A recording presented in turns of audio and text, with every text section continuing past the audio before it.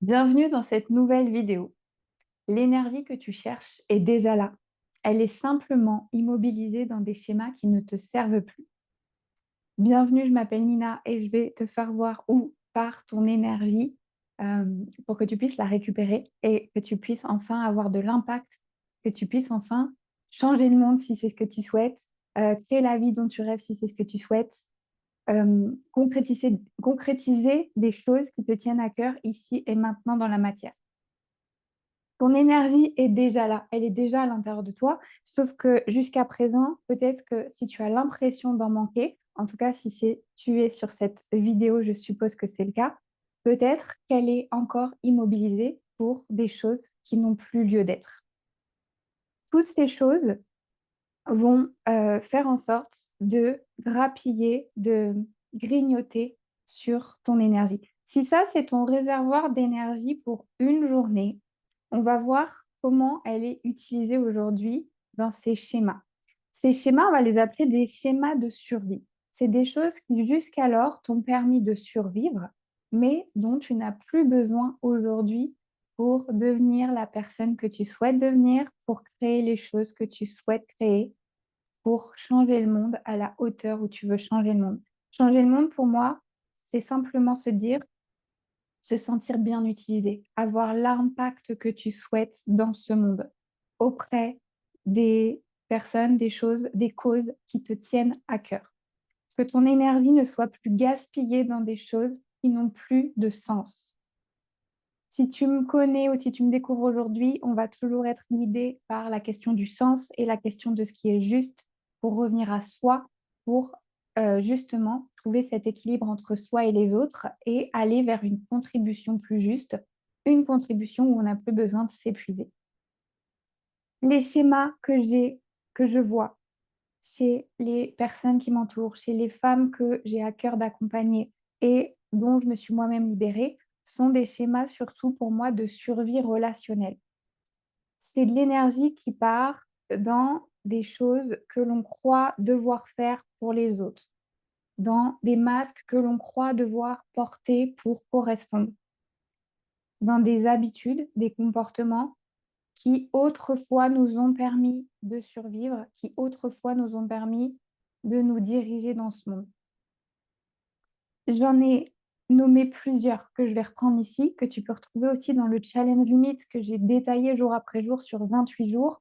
Le challenge mythe, il sert à comprendre tous ces mécanismes et à reprendre le contrôle de sa vie, à se libérer du besoin d'être utile aux autres, de tous ces masques de survie, pour récupérer son énergie, pour revenir dans son centre et reprendre le contrôle de sa vie, encore une fois, pour créer les choses que tu veux créer, pour avoir l'impact que tu veux avoir, pour simplement retrouver ton énergie, en fait, et avoir une vie plus douce, qui a plus de sens et qui est plus juste. Parmi tous les schémas de survie, on peut retrouver, par exemple, toutes les fois où tu vas donner beaucoup, beaucoup, beaucoup. Ici, tu crois que tu dois donner plus que tu ne reçois. Tu crois que tu dois être celle qui doit apporter quelque chose. Par exemple, dans une conversation, une relation, tu, tu ne peux pas simplement être là et écouter la personne. Je recale ma caméra, il faut que j'apprenne à la calibrer. Donc, c'est vraiment d'avoir le sentiment d'avoir toujours quelque chose à donner, d'apporter quelque chose, d'être... C'est là où je parle du sauveur. On ne se contente pas des choses telles qu'elles sont. On est la personne qui est axée solution, qui va vouloir réparer, trouver la solution, faire grandir. Voilà. Dis-moi les mots d'ailleurs que tu mets là-dessus en commentaire. Comment tu te vois quand tu abordes une relation, une situation?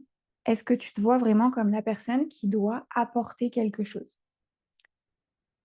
Tu ne peux pas dire non sans culpabiliser. Dire non, ça vraiment, ça vient créer une alarme à l'intérieur. La, la friction, elle est trop grande à l'intérieur. Donc, tu vas essayer de dire non, et puis peut-être que tu vas revenir sur ta décision, ou alors la culpabilité va être si forte que finalement, tu avais dit non à ce truc-là pour te libérer du temps et récupérer de l'énergie, et finalement, elle va être utiliser, gaspiller dans la culpabilité. Donc, ne pas savoir dire non. Par exemple, euh, tu vas être, tu vas avoir beaucoup de mal, par exemple, les mécanismes de survie. C'est avoir du mal à dire non, croire qu'il faut donner toujours plus. Comment? Croire qu'il faut porter ou absorber les émotions des autres. Parce qu'on a une grande sensibilité, parce que on voit clair, on ressent fort, on croit qu'il faut faire quelque chose avec tout ça. Alors que bien souvent, et sous dans cette conversation, les gens ils viennent se déposer, ça va mieux, ils repartent et finalement, nous, c'est venu très fort activer notre part qui voulait réparer, sauver, donner une solution. Mais l'autre, finalement, il était juste à l'étape où il avait besoin de se déposer, de s'écouter parler pour lui-même trouver ses solutions parce que chacun, chacune à l'intérieur de nous, on a accès à une guidance, on a accès à une intuition, on a notre propre pouvoir personnel, on sait exactement ce qu'on a à faire. Mais comme on est tous et toutes pris dans euh, les, les méandres du mental, les nœuds, le brouillard mental, les ruminations, voilà, parfois on a juste le besoin de se déposer. Et nous, en tant que personnes qui veulent changer le monde, qui ont à cœur d'être utiles, on attire fort, fort ce genre de conversation. Tu me diras si je me trompe ou pas, si ça t'arrive souvent. Donc, on croit qu'on doit faire quelque chose avec tout ça. Et donc là aussi, ça va créer des situations qui sont pas justes. Quelqu'un vient déposer que, je sais pas, moi, sa voiture est en panne, elle va pas pouvoir faire telle course à telle heure. Bah nous, paf, ah bah si tu veux, je peux t'aider. Et je me retrouve à faire des trucs qui ne m'appartiennent pas et je me retrouve à rajouter des choses à mon emploi du temps. Alors que je voulais libérer de l'énergie et du temps et faire la clarté pour moi, je me retrouve sans arrêt dans ces situations-là, dans ces schémas, parce que j'ai appris à survivre comme ça. J'ai toujours engrammé à l'intérieur de moi que si je suis utile, alors je serai aimée. Donc, je n'arrive pas à désactiver ces schémas de survie relationnelle. Ça peut être aussi se sentir vraiment responsable des autres. Voilà, si quelqu'un va pas bien, que j'ai la capacité de l'aider, je crois que j'ai la responsabilité de le faire. Et donc, ce qui m'emmène à voilà, porter des situations, porter des émotions, faire des choses qui ne m'appartiennent pas. Donc, tout ça, tu vois bien, ça va constamment venir grappiller, venir euh, gratter des parts de notre énergie. Et finalement, après avoir répondu à tout ça, après avoir sauvé toutes ces personnes, toutes ces situations, on se retrouve avec très peu d'énergie pour nous-mêmes et pour nos projets. Et là, on va venir se culpabiliser de ne rien pouvoir faire pour soi, de ne rien pouvoir mettre en place pour soi, etc., etc. Alors que on n'a pas vu à quel point on était merveilleux, merveilleuse, unique et précieux pour les gens qui nous entourent. Donc, l'idée ici, pour avoir plus d'énergie, c'est d'apprendre à repérer ces mécanismes de survie, de les voir, de les mettre en évidence pour pouvoir commencer à voir ce qui est juste, à voir ce qui est OK ou pas. Donc, je te l'ai dit, on va toujours aller vers ce qui est juste et ce qui a du sens pour revenir à soi, pour sortir de la survie relationnelle. Plus d'énergie, ça veut dire apprendre à prioriser. On l'entend partout, tu le sais, tu en as conscience, et pourtant, c'est difficile à mettre en place. Parce que si je sors de ces automatismes de survie, ça veut dire que j'ai très peur d'être abandonnée, d'être rejetée. Parce que ça, c'est des peurs profondes qui touchent à qui je suis. Et si depuis toujours j'ai mis ça en place et que ça fonctionne, si j'arrête de faire tout ça, mon ego, mon mental, il me dit oh, mais qu'est-ce qui va se passer? Plus personne va t'appeler, tu vas te retrouver tout seul, tu ne sers plus à rien, etc., etc. Les boucles du mental. Or, ton cœur aujourd'hui, voilà, si tu as de la colère, de l'amertume, de la tristesse, ton cœur aujourd'hui, il te dit c'est plus juste, c'est plus OK. Ou alors, ça n'a plus de sens de fonctionner comme ça. Et pourtant, on continue dans ce qui est connu parce que le système voudra toujours te garder en vie. Ton système préfère toujours un enfer connu plutôt qu'un paradis inconnu. C'est très important. Il n'est pas là pour ton bonheur, ton système, il est là pour ta survie. Mais si petit à petit, tu arrives à lui faire voir que là, c'était pas à nous de faire ça, que là, on aurait peut-être pu dire non sans courir un grand danger, que là, on aurait pu juste écouter cette personne sans amener quelque chose, sans vouloir faire plus, petit à petit, on va pouvoir rassurer cette alarme à l'intérieur de nous qui nous dit, il faut vraiment que je fasse quelque chose, il faut vraiment que je sois utile pour être aimé. Et on va apprendre à s'aimer, à ce que l'amour et la sécurité viennent de l'intérieur et plus de paramètres ou de circonstances qui sont à l'extérieur, de choses qui ne nous appartiennent pas, de choses sur lesquelles on n'a pas la main. Tout le job pour récupérer de son énergie, c'est de voir ce qui t'appartient, ce qui ne t'appartient pas et d'avoir le courage de rester focalisé sur ce qui t'appartient et de changer les choses que tu peux changer. La phrase qui m'a énormément aidée quand j'étais entre deux à ce niveau-là, c'est de comprendre que ici, on leur amène du poisson chaque matin et c'est fatigant. On va lui amener du poisson, on va faire à sa place, on va le dépanner, on va prendre la responsabilité. Et ça n'invite personne à prendre son pouvoir personnel, à se reconnecter à sa puissance intérieure. Ça fait qu'ils ont trouvé quelqu'un qui va leur amener du poisson tous les matins. Moi, je voulais devenir la personne qui leur apprend à pêcher. Ça veut dire que on doit apprendre à incarner ce qui est juste et ce qui a du sens, ses propres valeurs, pour, tu sais, quand il y a eu quelque chose de très logique pour toi et que tu l'as incarné et que c'était comme ça et pas autrement, tu as vu comme les choses bougent autour, les gens bougent autour. C'est voilà, une fréquence, une vibration. Après, on peut parler en termes d'énergie, mais le monde n'a pas d'autre choix que de se réorganiser autour de ça. Donc, oui, ça fait peur. Oui, il y a des manières de s'y prendre et de faire les choses. Donc, on ne va pas se fermer, on ne va pas se retirer. Mais avec beaucoup d'amour et de sécurité intérieure, on a la capacité de poser un non. On sait que c'est une phrase complète qui n'a pas besoin de justification. Parce qu'on est tellement dans la confiance, l'amour de soi, la sécurité à l'intérieur, qu'on sait que l'autre, il va comprendre. Et s'il ne comprend pas, on a aussi cette confiance en la vie que les bonnes personnes pour nous seront mises sur notre chemin et celles qui doivent s'en aller n'étaient pas faites pour rester, tout simplement. Si j'enlève toutes ces choses à faire, toutes ces personnes à sauver, toutes ces situations où je dois me rendre utile, petit à petit, je vais faire de la place, je vais créer de l'espace, je vais créer de la clarté et je vais pouvoir me réorienter vers ce qui est juste et ce qui a du sens. Alors, ce que je vois aussi dans les personnes qui m'entourent et dans comment moi aussi j'ai pu passer par des étapes, c'est un cheminement, il y a plein d'étapes. Il y a le fait de vouloir tout fermer. Quand il n'y a plus d'énergie, on a envie juste d'aller dans une grotte, qu'on nous lâche la grappe, qu'on nous laisse tranquille et de tout fermer. Et donc là, c'est des étapes aussi importantes où il faut s'écouter parce qu'il y a besoin de se ressourcer. Euh, L'énergie du sauveur, elle est incroyable, elle est illimitée. On a vraiment une énergie, voilà, quand quelqu'un te dit j'ai besoin de toi, tu sens hein, cette énergie, cette flamme-là que ça vient réveiller. Oh, quelqu'un a besoin de moi, mais c'est le truc génial, quoi. C'est waouh, ça fait sens, ça m'appelle. Jusqu'au jour où il y a eu trop de j'ai besoin de toi, j'ai besoin de toi.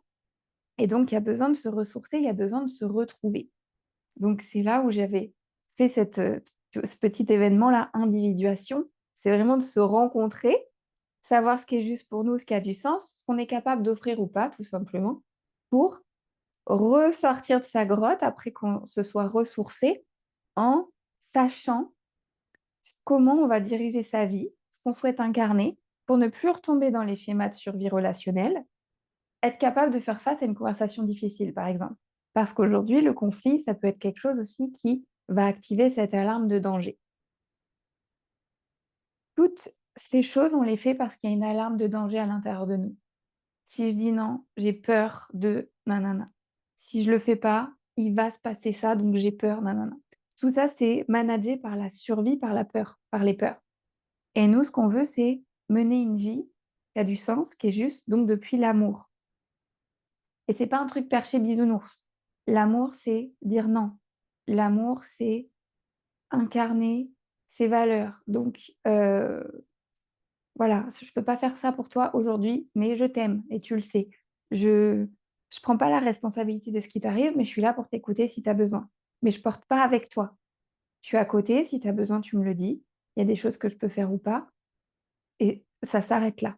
Il y a ce travail-là de détachement à faire, donc d'apprendre à se sécuriser soi-même et à s'aimer soi-même pour ne plus aller chercher l'amour, la validation, la sécurité à l'extérieur par les choses qu'on va pouvoir faire ou être ou mettre en place pour les autres. Ça se passe à l'échelle du couple, ça se passe à l'échelle du travail. Dis-moi pour toi, voilà ce qui est le plus dur à mettre en place. Moi, ça a toujours été au niveau du travail, puisque tu as une fiche de poste, tu as une mission, tu dois faire des choses, tu dois faire en sorte que on a une obligation de moyens. Moi, j'étais sauveteur en mer, maître nageur, on a une obligation de moyens. Donc, je devais tout faire, tout ce qui était en mon pouvoir pour que les choses se passent bien. Mais une obligation de moyens dans un mindset, un système de sauveur et dans un système qui s'aime et qui est en sécurité, ça n'a pas du tout le même impact. L'obligation de moyens, j'allais beaucoup plus loin que d'autres. Voilà, ils allaient s'arrêter à des choses plus simples. Le sauveur, il a toujours besoin d'aller plus loin, de réparer, de faire des choses pour l'autre, etc. Donc ça, c'est hyper, hyper, hyper beau. Là où ça n'a plus de sens, c'est quand justement on n'a plus d'énergie, la vie n'a plus de sens. On commence à déprimer, on commence à être amer, on est en colère tout le temps, on est frustré parce que personne voit notre valeur, etc., etc. Là, il est temps d'apprendre juste à canaliser cette énergie pour en faire quelque chose qui a de l'impact vraiment. Parce que le sauveur qui continue à donner sans recevoir, il s'épuise, il voit bien que ça n'a pas l'impact qu'il voudrait. J'avais cette phrase aussi à l'intérieur de moi, j'aimerais bien être voilà, mieux utilisée en fait. On sent que voilà, j'aurais pu rester dans un boulot, salarié, etc. Et au bout d'un moment, je me disais en même temps, je sens que mon énergie, elle est mal utilisée. Je vais plus loin, je vois les choses, je veux aller plus vite, je veux réparer, je veux que le système marche mieux et tout. Puis finalement, je me rends compte que je suis juste en train de porter les autres, de faire à leur place. Je ne suis pas quelqu'un qui sait dire non, qui sait poser mes limites. Et du coup, finalement, c'est normal que j'ai pas l'impact que je veux, puisque toute l'énergie que je mets à porter les autres, à rassurer les autres, à faire pour les autres, là, aujourd'hui, je sens que ça a plus de sens de la mettre au service de mon énergie pour demain créer quelque chose qui va avoir plus d'impact, etc., etc. Donc, voilà ce qu'on fait dans Shift. Shift est en cours voilà, de construction. C'est vraiment une offre qui me tient à cœur pour canaliser l'énergie du sauveur, pour vraiment comprendre hein, cette phrase que j'ai dit au début de la vidéo. L'énergie que tu cherches, elle est déjà là. Simplement, elle est immobilisée aujourd'hui dans des schémas qui ne te servent plus. Des schémas que tu peux remercier, qui t'ont aidé à survivre. Et c'est très beau aussi, encore une fois. On va mettre de l'amour là-dessus. Mais aujourd'hui, voilà, il existe une autre manière de faire. Et c'est pas faire plus, et c'est pas s'épuiser davantage, et c'est pas avoir un deuxième, troisième, quatrième burn-out, et c'est pas... Non, ça se passe autrement en incarnant les choses que tu vois, les choses que tu veux changer, les choses où tu veux avoir de l'impact, mettre cette énergie-là. Par exemple, si je suis en train encore de faire 50 heures à la piscine et de porter tout le monde et tout, ben, j'ai pas le temps, l'énergie, l'espace de me dire ok, je prends du recul et là, je vais m'intéresser peut-être à la politique, peut-être aux choses qui se passent dans le monde autour de moi, peut-être simplement à mes voisins. Des fois, on peut avoir de l'impact dans des choses qui en plus nous nourrissent beaucoup plus, avec des choses qui prennent beaucoup moins d'énergie. Juste prendre des nouvelles de son voisin, juste prendre le temps d'aller étudier ce qui se passe, peut-être voilà, pour aller voter, pour, euh, pour porter sa voix quelque part qui va avoir là où ça va vraiment avoir du sens. En fait, le sauveur, il a besoin de se sentir puissant. On a développé ce que certains appellent un syndrome, ces mécanismes de survie, ces schémas relationnels pour se sentir puissante dans un monde en fait qui nous échappait, où voilà, c'était très dur d'avoir des prises et où on avait besoin de sécurité. Tout nous ramène à l'amour et à la sécurité. Si j'arrive à développer ça à l'intérieur de moi, j'ai de l'énergie pour les choses qui comptent, et cetera. Je viens de le dire. J'espère que tu as compris. Dis-moi si tu as des questions. On se retrouve dans la prochaine vidéo pour parler de voilà, sujets annexes, de choses qui font le pont avec l'énergie, le sens, la joie, etc., etc. Et cetera. Et puis, euh, en attendant, je te laisse me dire en commentaire si tu as des questions, des choses à rajouter, des choses avec lesquelles tu es d'accord, pas d'accord, etc. Et puis aussi dans la description de la vidéo, je vais mettre le lien pour remplir un questionnaire pour apprendre à mieux comprendre les problématiques, les challenges, les enjeux que tu vis en ce moment, peut-être en lien avec cette énergie du sauveur, peut-être en lien avec le manque d'énergie. Voilà, sens-toi libre de me partager, de répondre à ce questionnaire, c'est hyper précieux pour moi.